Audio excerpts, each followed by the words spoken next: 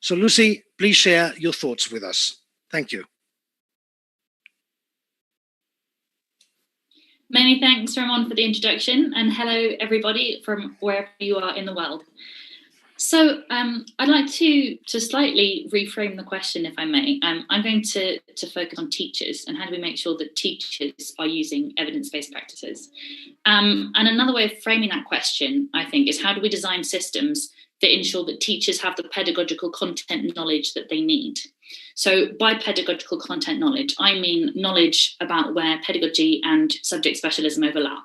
So not just knowledge of fractions, not just knowledge of how to do collaborative peer group learning, but how to, for example, the best way to explain fractions to 7-year-olds. It's where those two things overlap.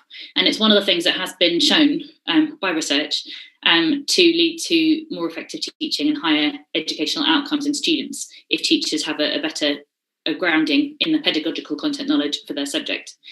And so to elaborate on this and to share what I know on this subject, I'd like to bring in a couple of examples from both from the East, from China and from Japan, on how we can make sure that there are systems and structures in place within schools to make sure that teachers are continually renewing and learning more about how children learn and the best way to teach their subject.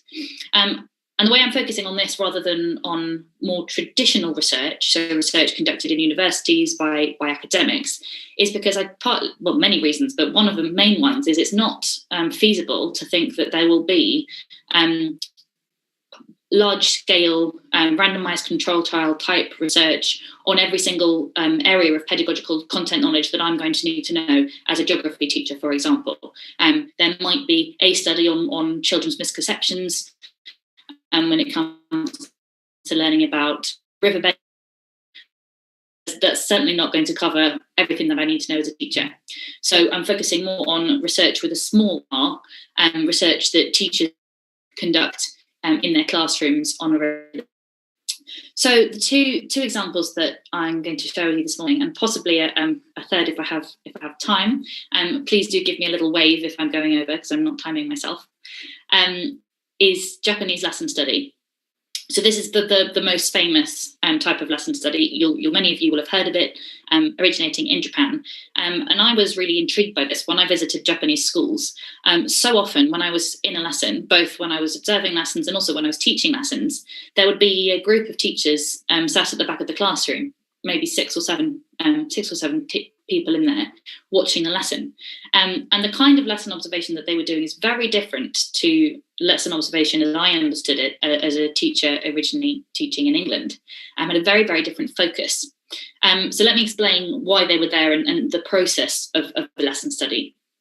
So to begin with, you have a group of teachers who will teach the same subject at a secondary level or who will teach the same year group at a primary level. And they will meet approximately every 6 weeks or so. This is not something that's done every week.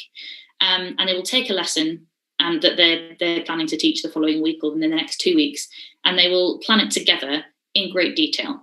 So they will bring in traditional academic research if there is relevant research on the matter that they're about to teach. They will share ideas amongst each other about, right, well, as far as I'm concerned, last time I taught this, the children had these misconceptions, so therefore I think we should explain this concept in this manner. They might have a special focus, for example, use of ICT in their teaching of science. And once they've done that, and they've done it to the best of their ability in a group, they've planned this lesson, one of them will then teach that lesson, and the rest of the group will go and observe that teacher teaching. And the reason it's so different to the observations as I understood it is because actually, slip of the tongue there, I said they'll watch the teacher teaching. They're not really watching the teacher. They'll watch the lesson, but who they're really focusing on is they're watching the students. And what that means is that they're learning about learning because they are seeing how the educational input that they have designed with their colleagues has an effect on student understanding and student learning. So, of course, you can't see learning, but you can see the effects of learning. So if you ask children to explain their thinking, or you ask them to do a small assessment at the end of the lesson, for example, they'll often interview students at the end of the lesson as well, just to get a sense of what they liked, didn't like, understood, didn't understand. And then they'll come back together and discuss what they have learnt about learning. So you do also end up with a super lesson plan, in that it's really carefully thought through, trialed, and then changed on the basis of how it went down with the students. But that's not actually the most important part. The most important part is the teachers have come away with new learning and new understanding about how children understand their subject and how they respond to different educational inputs.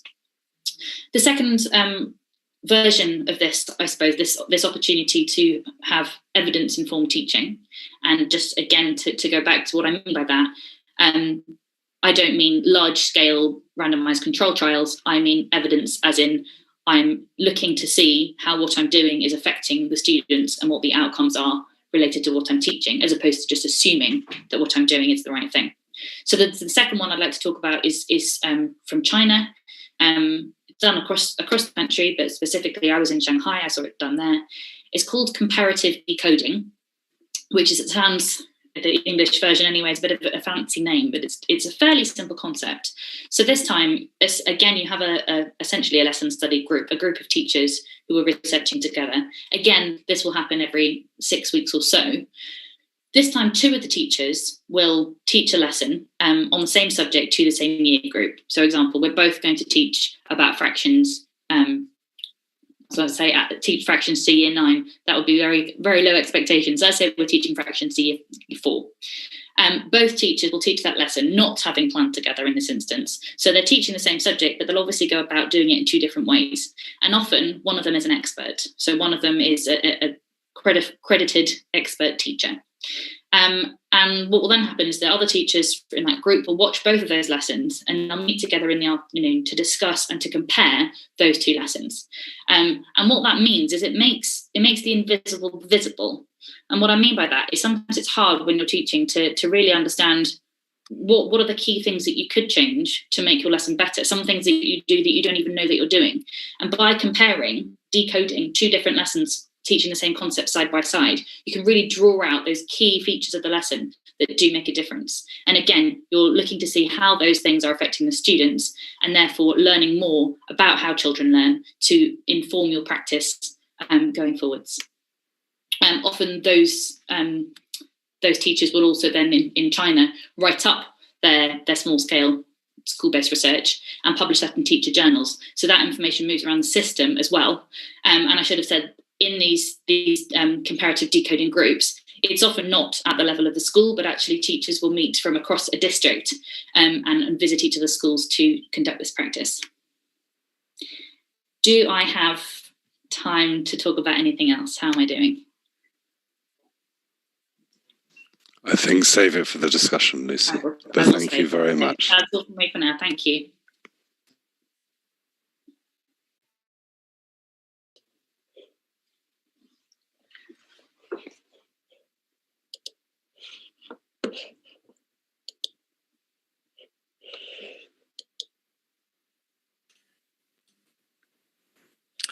Okay, thank you very much for that contribution, Lucy. I now in list Elena Bonilla Rios of the private and the public sectors, including carrying out extensive research activities. She holds a degree in mathematics from the Autonomous National University of Mexico, the UNAM, and a master's degree in mathematics education from Cambridge University, where she also obtained her doctorate in education. She was a visiting professor at Harvard University in 2019 and the head director of curricular development at the Mexican Ministry of Education, the Secretaría de Educación Pública, where she coordinated the development of programs such as the Currículo Nacional de Educación Básica, preschool, elementary and middle school. As director of the education materials area at the Secretaría de Educación Pública, she coordinated the Programa Nacional de Lectura, a national literacy program, which kickstarted the school and classroom library program, the Bibliotecas Escolares y de Aula. She's also worked in the editorial sector. She was CEO for Fundación SM Mexico until 2016, and she was also Chief Publishing Officer at Ediciones SM Mexico. Currently, Elisa Bonilla works as an independent consultant and has published many papers about education and other related topics. Elisa, welcome to the discussion. Well, thank you very much. I'm very happy to be here. Thank you for the invitation. And well, it's good morning in Mexico. It's all just 7 in the morning, but good afternoon and good evening everywhere else where you're watching from. Let me just move along this presentation. I'll only speak for about a few minutes, but the child I have named this bit of my introduction as the challenge of scaling up educational research results. As I've been mostly engaged with for the last years promoting policy at the state level, at the public level. I would like to discuss very briefly 3 ideas. First, the difficulties of bridging the gap between research and implementing it in classrooms. There are 3 things that I think need to be taken into account. One is time, because educational change takes much longer than we would generally like. The second one has to do with the conditions. What conditions do we have? What's the context to bridging that gap between research results and implementing it in practice to scaling up? There are big difference between research setups and real school conditions. And the third is an example. I would like to talk about some very interesting example I came across last year when I was at Harvard. Well, let's start very briefly with time. Changes in education take much longer than we would like. Particularly, education systems have changed more than we think. Universal education is, for instance, just to take one example, a relatively recent event for humankind.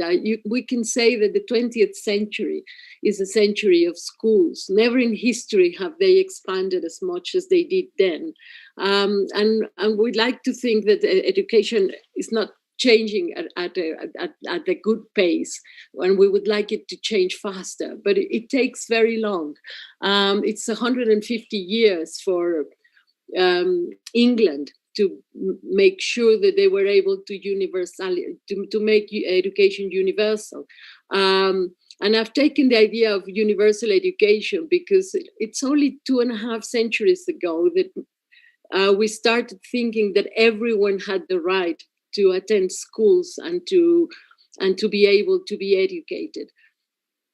So it's 150 years for England, and it's 100 years for Mexico to be able. We would next year, 2021, it would be 100 years for the foundation of the Mexican Ministry of Education, which is when it's a landmark for when we started making education universal.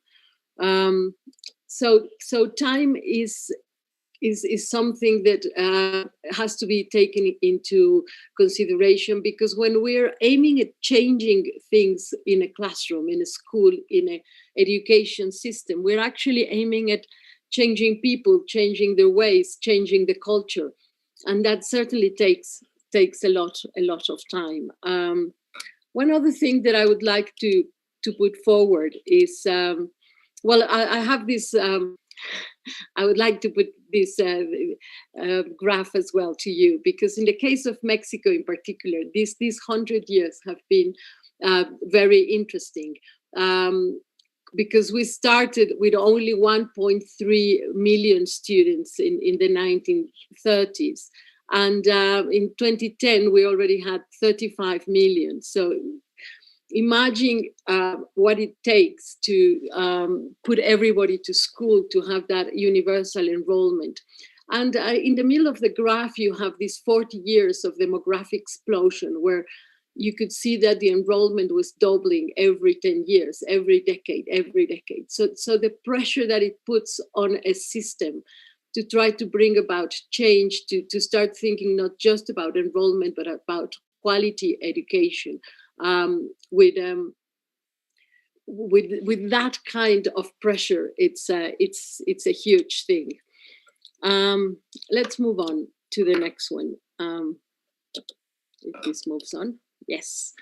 The second topic is about the conditions. When you have really good research results, as just Lucy was telling us about, you need to think about the conditions where the context is one thing to research and to have results that come from one context, and then another different one to try and implement them in a different context.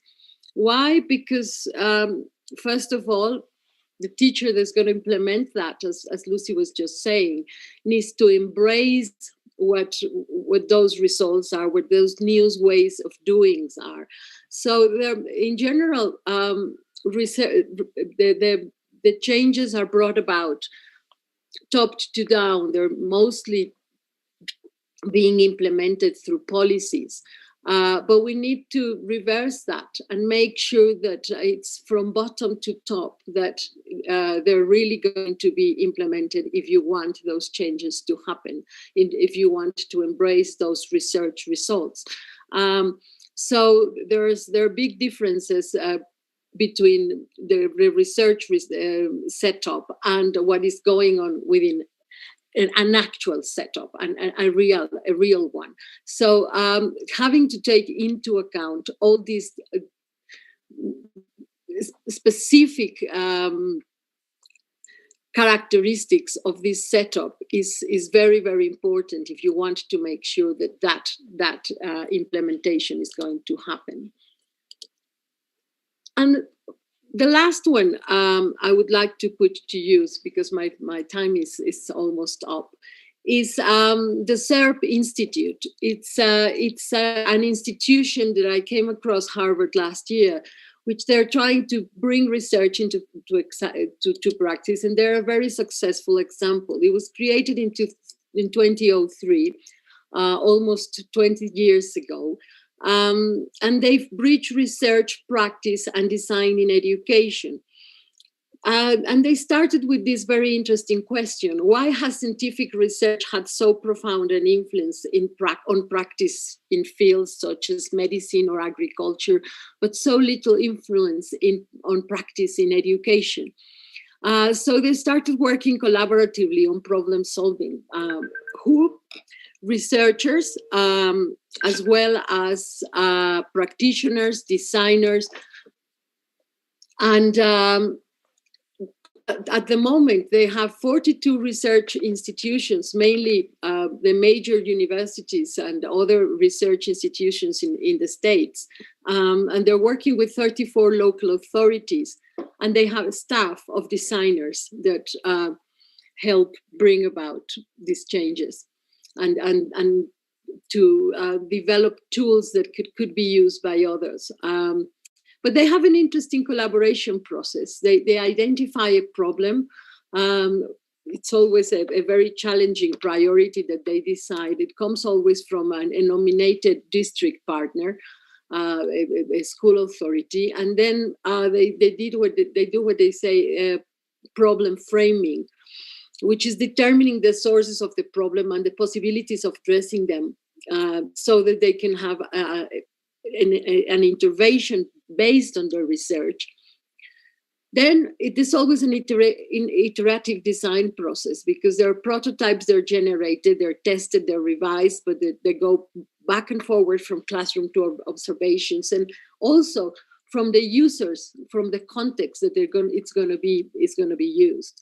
So there are tools, programs, and practices that emerge from this design process, and they're piloted and they're finally being implemented. And there's always an evaluation process, and then from there they go to a scaling up process. At the moment, they're working with these school districts, but if you look at their site, which is very interesting, the map of the states, because they have a lot of adopters from all these tools that are on the right here at the screen that have been developed. And I thought it was an interesting way to think about it, because it's it's an enterprise now that has all these universities, which are over 40, 30 around 30 school districts and a staff which are just thinking about how to bridge research and practice. And I stop here so that we can talk later. Thank you.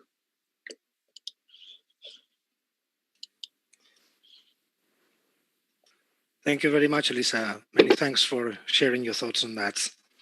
Very interesting. I've picked on a couple of points and I'll come back to you later, perhaps so that you can elaborate on that. Okay. The next speaker at this roundtable is Daniela Fasoglio. Daniela works at the National Center for Curriculum Development in the Netherlands. And she's an experienced curriculum developer in the field of education and more specifically in foreign languages. Daniela is a true polyglot. She holds qualifications in several languages, and she has been an interpreter, a language teacher, a developer of educational materials, a teacher trainer, and is a specialist in curricular design. She's been an active member of the Common European Framework of Reference Expert Group, and she's been involved in several projects sponsored by the Language Policy Division of the Council of Europe and other European institutions. More recently, she has worked on the reform of the foreign language educational curriculum in primary and secondary education in the Netherlands. Daniela, the floor is yours. Thank you.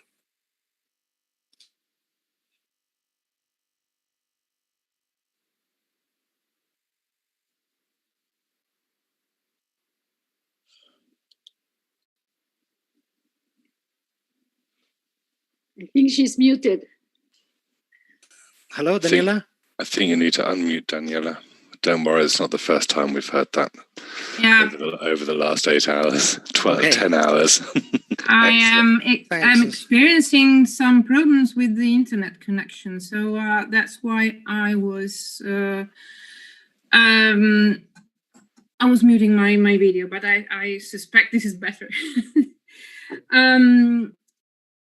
My work puts me in a quite special position of kind of helicopter view on all the partners in education, and I assume that national curricular development institutes are not something that is present in all countries. I'll try. Yes, our advantage is that we are in a kind of linchpin position between policy making, research, and teaching practice. In our work, it is important that we can mediate between the needs of all these three parties. And at the same time, it is our task to consider them all as an important source of information. Actually, I would rather speak of evidence-informed and not of research-based, because I think that's a broader term that covers better what we actually do and mean by this. The main questions that always come to my mind are, well, about what should you gather information, and from whom should you do it, and for what purpose? And then when and where and why should you collect information? How can you collect the right information?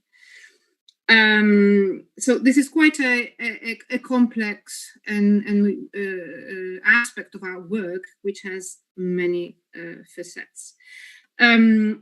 Presently, we are in the middle of a thorough revision process of our curricula in primary and in secondary education. This is a huge adventure, and I know a few other countries undertook that before us. The world has changed, but I think, contrary to my colleague, that education hasn't changed as much, at least in Europe, as society has. So if we want to include content in modern educational curricula that respond to the needs of a changing society, then we have to be fed by that society, and then we have to collect the right information. We can do it by means of qualitative research, quantitative of surveys, but let's not forget the importance of dialogue with all our partners. These are the essential conditions for a good quality curriculum. It must be relevant. So there must be a need for the intervention that you are planning. It must be consistent. So the structure of the new curriculum should be logical and cohesive. And you should be able to estimate the expected practicality of the new curriculum and to monitor if it is really like that.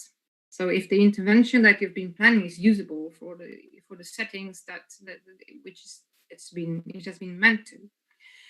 And the effectiveness is something you can expect. You can state if it is expected to be successful, and you should always monitor if it's really was like that. I think that modern language curricula play an essential role in the main purposes of education. And I think that we should claim this role much more than we have done in the past. Think of personal development, enhance autonomy and creativity in students, the needs for specific skills for qualification, for the following studies or for your work, and socialization, empower students to become global citizens, encourage respect, and enhance intercultural competence. So what helps us develop foreign language curricula that empower students in achieving these three main goals? So let's go back to the three kinds of stakeholders I was talking about at the beginning. How can we collect evidence from research? For instance, think of the underlying theory of the companion volume of the Common European Framework. Seeing the learner as a social agent and the need for action-oriented approach. To what extent does this paradigm respond to the goals, to the need to achieve these goals of education and the needs of society? And the same applies to the new contents in curriculum. Think of language awareness, mediation skills, intercultural, polycultural education. What is their contribution to the main goals of education? And how can we implement this?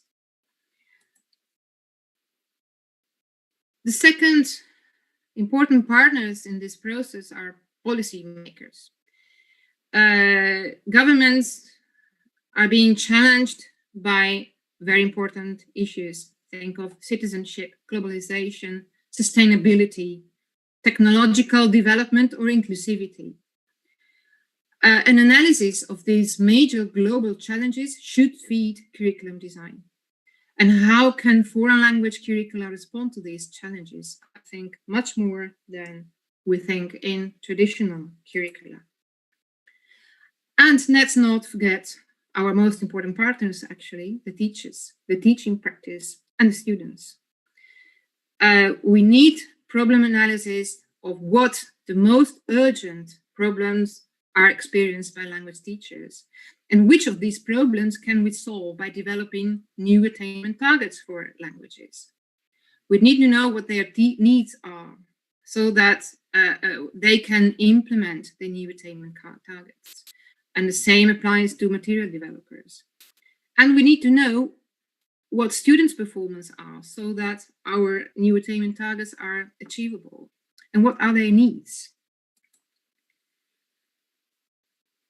Much more than getting informed, we must co-create with our partners, because only commitment and ownership will lead to sustainable curriculum.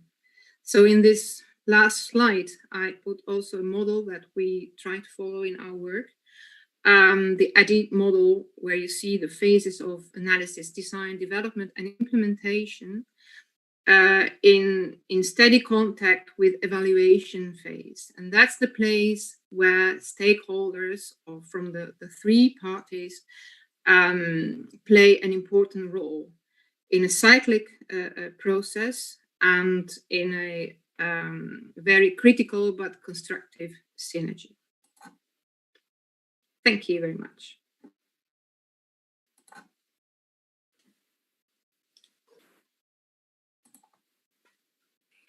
Many thanks, Daniela. Thank you for that. May I now introduce the next speaker, Dr. Gad Lim. Dr. Lim leads the team responsible for designing and developing Michigan tests, as well as research and validation activities for them. Previously, Gad worked at Cambridge Assessment English, where he led research on IELTS and writing assessment. He shaped the development of new exams, helped deliver education reform projects, and advised policymakers.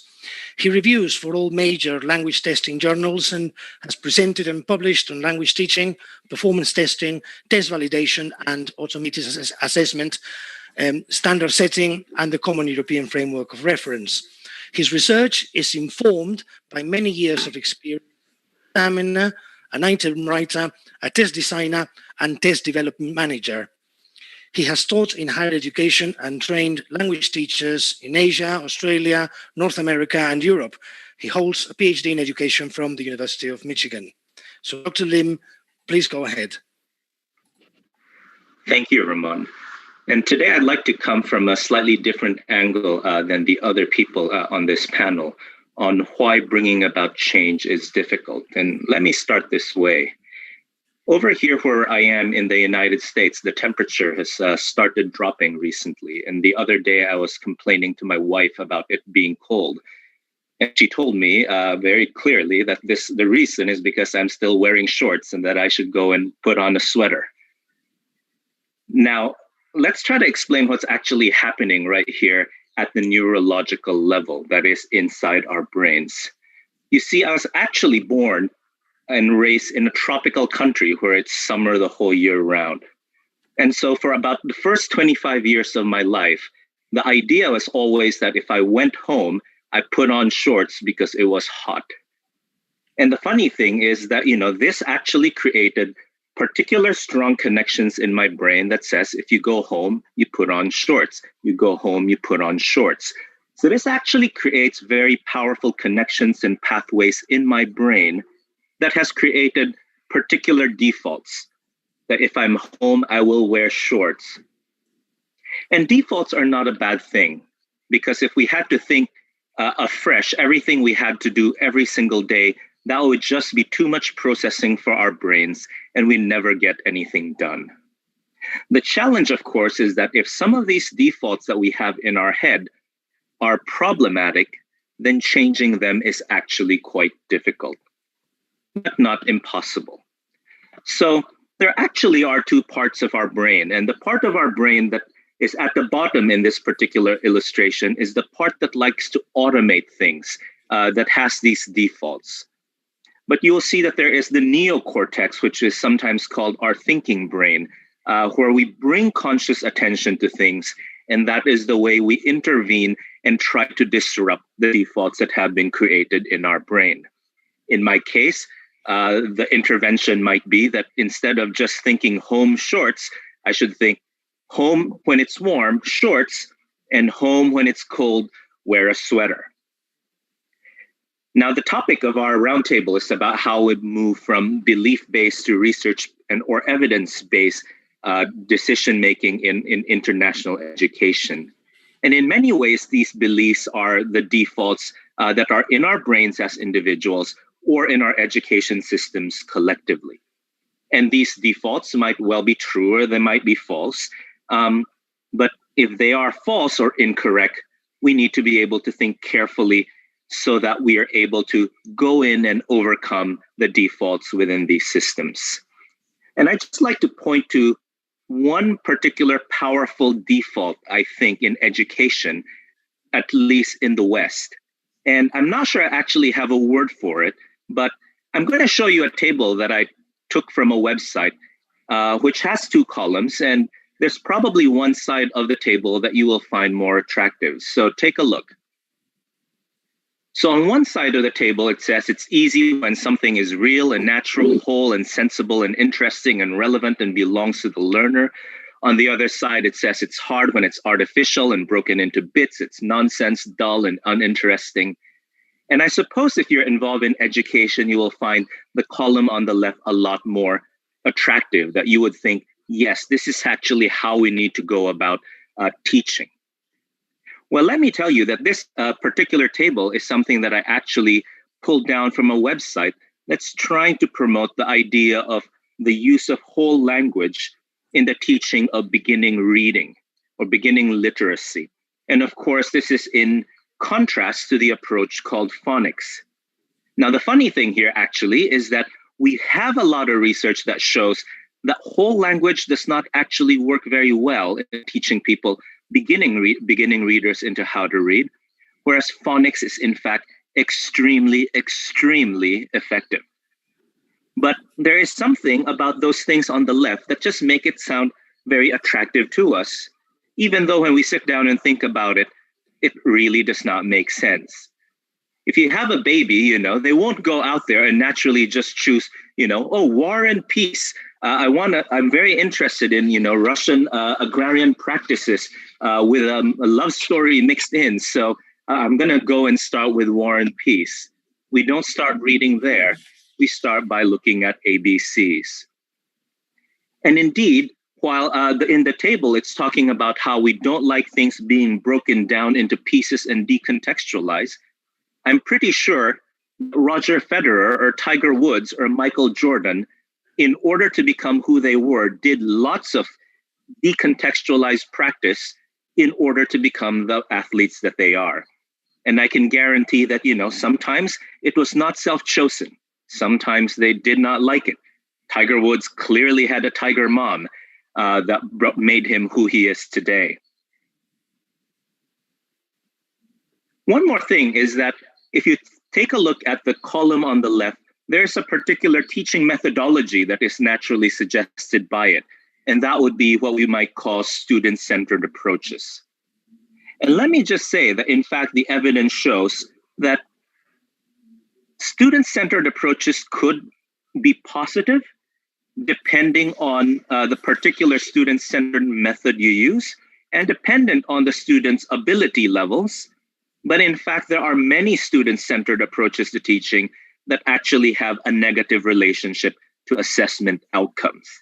Again, student-centered is one of those things that we find very attractive as an abstract concept, but we need to be careful because it's not necessarily something that's good for them. In fact, if I'm going to be really student-centered and just go for those things that they find interesting, well, the only thing my son would end up being good at is Fortnite, but nothing else. In fact, one thing that goes with that particular approach is that if we're only going by the things that they find interesting, it will only focus on those things that they're actually naturally good at. And the problem with this is that in the long run, they will choose not to do the things they are not good at, and therefore in the long run, they end up learning less. This is something that the psychologist Carol Dweck from Stanford talks about, the fixed mindset and the growth mindset. If we emphasize ability-based education, then people will end up with a fixed mindset and end up learning less over time. Whereas if we emphasize effort, they will think that, if I put in the effort, I can learn this thing. And in the long run, people end up learning more. Indeed, in the US, there's been a whole generation of people who have been brought up on the idea of self-esteem.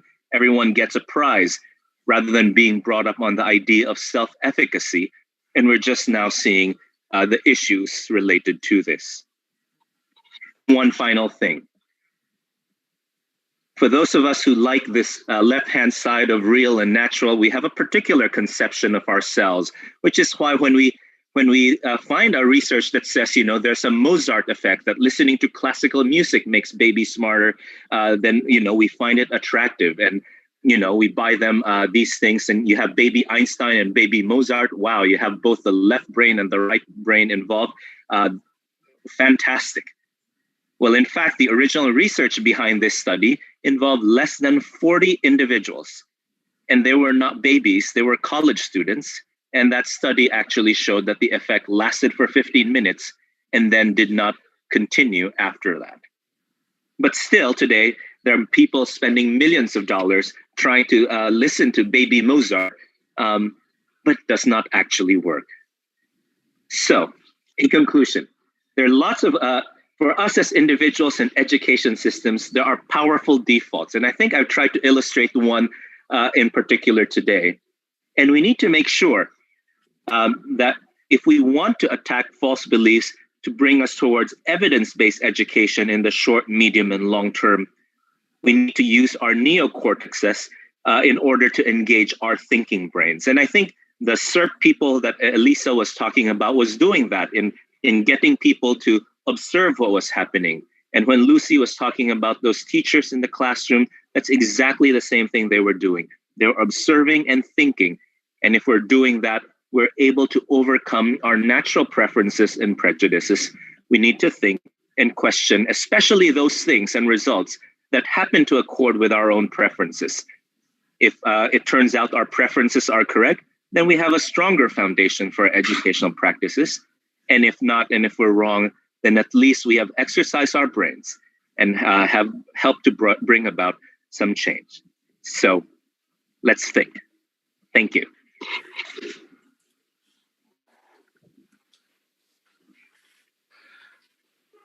Many thanks, Dr. Lim, for that really thought-provoking presentation.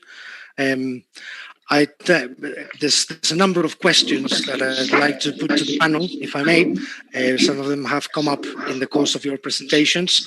And while in the subject of brains, if I may, I'd like to pick Lucy's, okay, and find out through her experience visiting several countries and being in contact with teachers from all over the world, particularly from high-performing educational systems, at least according to the PISA readings.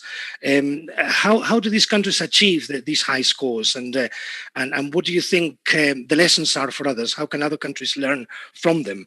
Would you like to elaborate on that a bit further, Lucy? Absolutely. I mean, that is an enormous question, but I'll answer it as shortly as I can. Fundamentally, I think the underlying philosophy of these high-performing systems is one of genuinely high expectations for all students, as opposed to systems like my own, in which we think we have high expectations for students, but then actually we put them into different classes, put them into different schools, and say, well, this is a school for clever people and this is a school for less clever people, and we have lower expectations of some students from the beginning. Most of these top-performing systems instead have high expectations, and rather than differentiating by giving some students easier work, instead they give those students additional support, and that support comes from qualified teachers usually, as opposed to teaching assistants. So in brief, I could talk on this topic all day, but that's a very, very kind of brief overview. I think that's one of the main things, is high expectations and then support strategies to help students to reach them. Okay, many thanks for that. If anybody wants to intervene, please feel free to do so. On these questions, because I've picked up on areas of your expertise, and as well right at the beginning of our presentation, which caught my eye, that educational change is very slow, and probably slower than we would like. Some experts suggest, for example, that most educational systems in the Western world are still anchored in the Industrial Revolution, focusing on training students for offices and factories in a mechanical fashion. But we're now living through a digital revolution whose pace is a lot faster than the Industrial Revolution even was. How should educational systems be shifting their focus and perhaps adapting to this digital age? And perhaps this circumstance has been accelerated even by the COVID-19 pandemic, which is actually. You're mute. Ramon, you muted yourself. Sorry about that. Yes, I'm putting the question to all of you on the panel, really, how you think that educational systems generally, from your own experiences, have adapted their focus and adapted to the digital age. Well, I go first, not well. And I totally agree with Daniela that we need more change than we have. What I was trying to say is that change takes time. And we would like it to happen much quicker than sometimes it does happen and can happen, because it's just God has just told us he was talking about the brain, but you could talk about the neural connections as well as culture, and that takes longer than we like.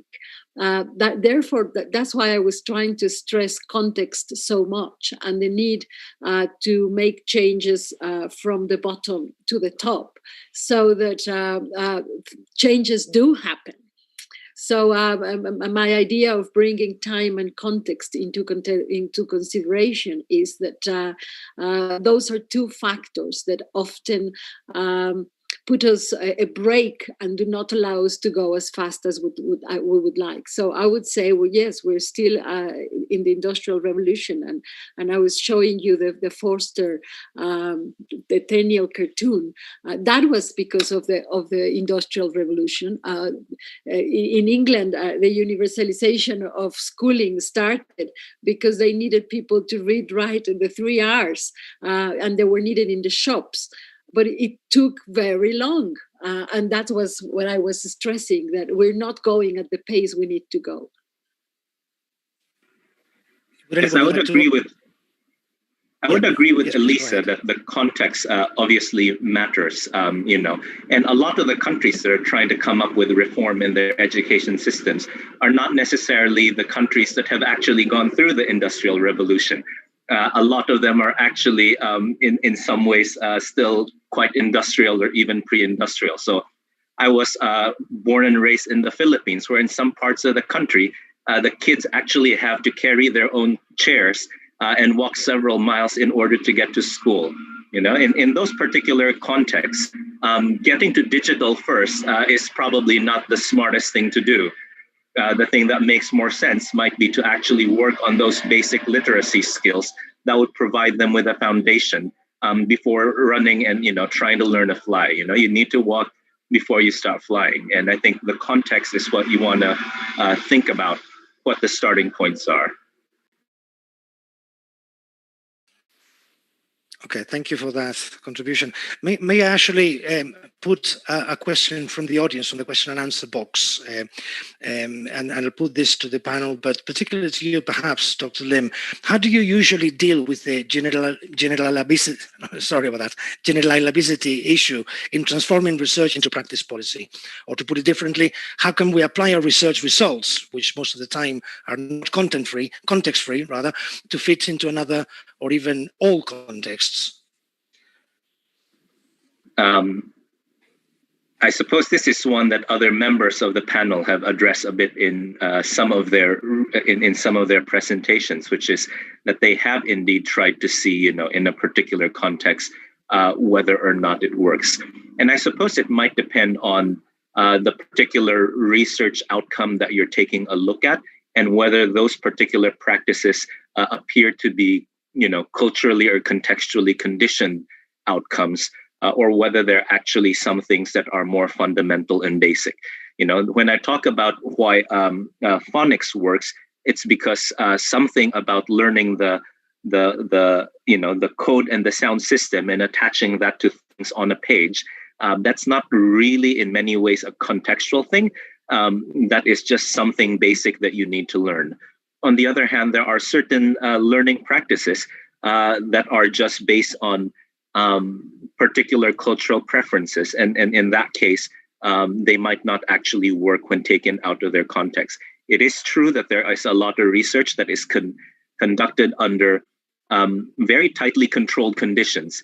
And then, the actual education system doesn't tend to be that well controlled. And therefore, the findings don't tend to be replicated as a result of that.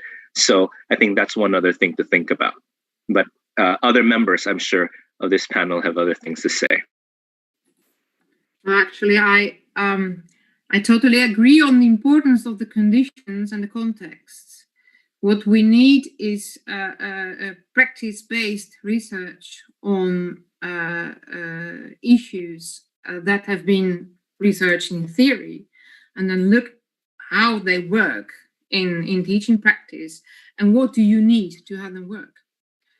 And this is a kind of practice-oriented research which is still done, which is still not done much enough, and we definitely desperately need some data from teaching practice to see what works and under what conditions it works.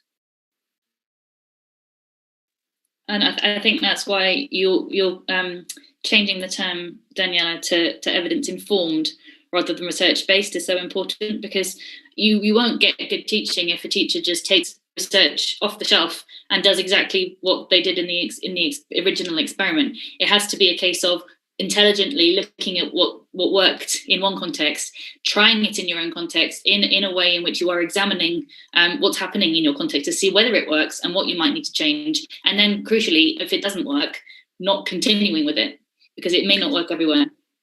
Exactly. And when you talk about a curriculum, you talk of your rationale and your goals, and then you talk of the contents and the teaching materials that you need, the role of the teacher, the conditions, the time, the place, where are they learning, what are they learning, in which learning activities do they engage. You should consider the whole package of the curriculum to see if something works. And it can be a very small area that you research, but this is what you need in order to have a sustainable curriculum, something that works and that reaches the goals that we want to reach. Yes, and also you would just say that the intention has also have to come from within the context where the change is going to happen, because often policies come from outside and you have actually to convince people. You have to modify the context somehow, otherwise it's just imposed and it doesn't work because of that. There be any examples you think of research clashing frontally with policy, such research, in other words, saying one thing and policymakers or political advisors or whatever deciding on another?